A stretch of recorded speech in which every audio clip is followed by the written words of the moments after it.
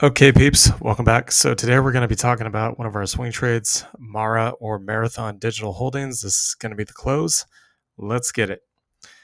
So basically what Marathon Digital Holdings is, for those of you that don't know, it is a Bitcoin miner stock based in the United States. They're one of the largest two, I believe, which is Mara and Riot. So we actually ended up closing this trade quite a bit lower than the current price. Reason being is because it's a couple of reasons. Number one, we wanted to increase the cash on hand that we have.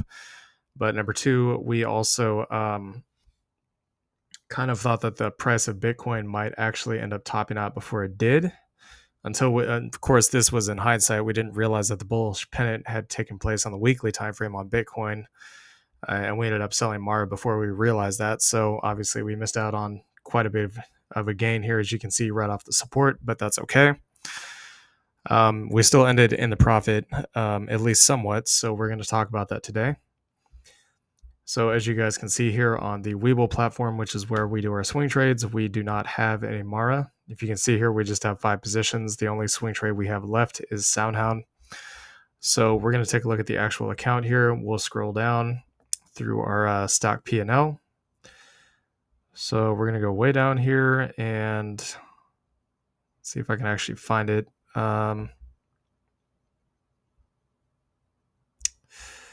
Okay, I must be tripping right now. I know it's in here somewhere.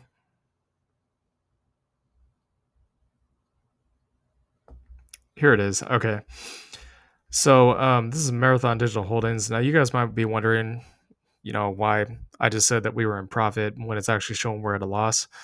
Before we even made this channel, I'm actually going to go back here on the spreadsheet and take a look at this. Unfortunately, I can't show you guys the spreadsheet on here because I've told you before that we have this on a separate computer, which is actually true. But the first trade that we ever took on this which was when we started swing trading in stocks, was back in April. We ended up closing this trade out. We had a stop in place, so basically we got stopped out for about a 5% drop, or a $50 loss is what happened between April 26th and April 27th. So the price was pretty much just bobbing around sideways. It wasn't doing much. I guess we didn't really know how to place our stops at the time, but our stop was a little bit tight. And as a result, while it was bobbing around, we got stopped out. So in this current swing trade that we had, we actually made just under $10. So we made, looks like, give me a second and I'll take a look at this. So it looks like we made $9.02. So you can kind of figure 50 minus 9, that's how you come out to that $40 mark. But yeah, so we ended up making roughly about $10 on this trade.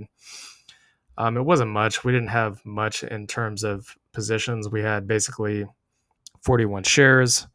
Our average price was $12, and we ended up closing at $12.23, as you guys can see here. And we didn't really add to the position, if I'm being completely honest, which is kind of unfortunate because I wish we had.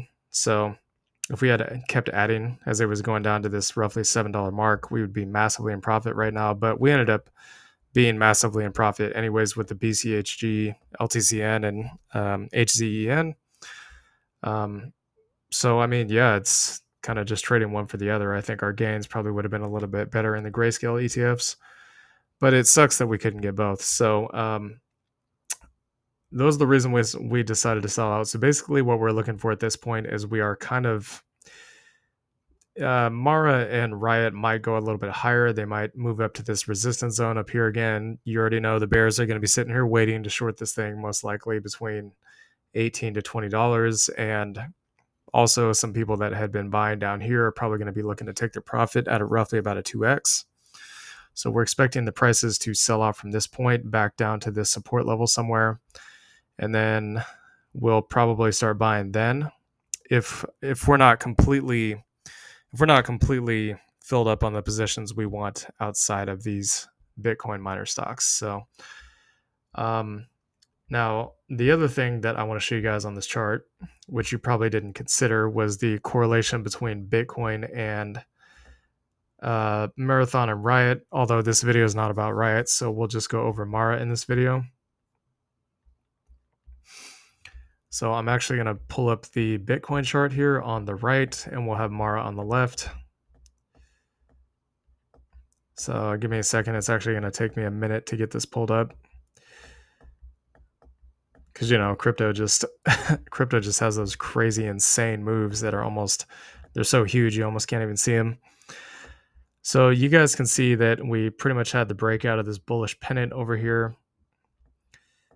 You can see like this kind of coiling zone right here. This would have been the pennant or the bull flag, and then we just basically popped straight out of it. But the reason why I pulled this up, so I'm going to try to show this as best as I can. It's a little difficult to do this with two charts next to each other, but let's scroll back a little bit here. So I don't know why I keep thinking Bitcoin's on the left and I got Mara on the right. But as you guys can see here, Mara topped out over here at 20 bucks. You can see it's almost exactly where Bitcoin topped out at about 30,700 before we ended up dumping to the downside. Okay. And you can see that the move here in Mara has not been as aggressive alongside the Bitcoin move. That indicates that there might be some weakness in Mara. And as we told you guys before, we do think that the profit target for Bitcoin is roughly about 47,000. I'll draw that up for you here in a minute, but you guys can see on the RSI, if you look real close, you can see like this kind of green shade below the purple line. That indicates that we are actually confirmed in overbought territory on the RSI. You can see it back here too. We had this bearish divergence, and then Bitcoin, basically the RSI was going down, the price was going up. That's bearish divergence. And then Bitcoin had a humongous 50% drop. So kind of what we're thinking is when the price gets up to 47,000, it may end up coming back down to maybe 42,000, because that looks like a pretty good structural level from a bird's eye view, and then maybe all the way back down to 38,000 before moving higher. So when that does happen, we would like to get into some Mara if that's our priority at the time, to get into that position. You guys can see a very similar thing happened back here on this peak on Mara as well. Bitcoin was still in this kind of falling wedge pattern, although it didn't play out exactly like we thought it would. But when it hit 24,000 and then dropped from that point, Mara pretty much did almost exactly the same thing, almost perfectly in sync with Bitcoin. So there's some pretty heavy correlation with price between these two.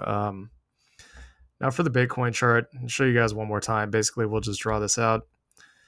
So you get this kind of,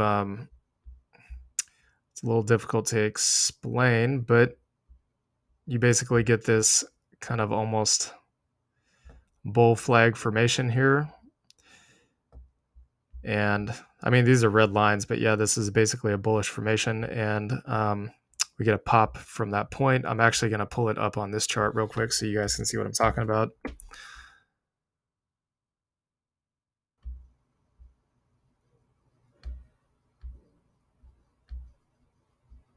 So we have it better drawn on this chart, actually. So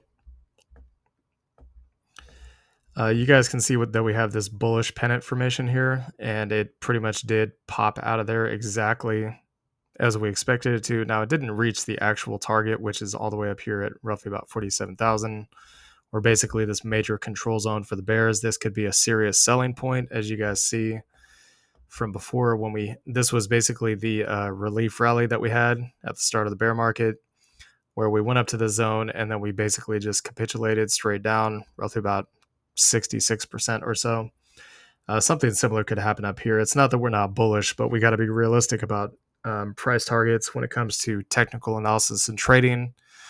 We're not trying to misinform you guys here, so we're just going to be realistic about it. Could it go past 48,000, 47,000? Absolutely, 100% it could. But we're just kind of giving you what the technical targets tell us. So if Bitcoin pulls back from 47,000, we expect Mara to pull back, and that is another reason why we decided to get out when we did.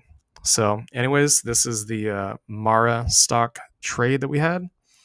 Hope you all enjoyed this content. Please like, comment, and subscribe, and we will see y'all later. Peace.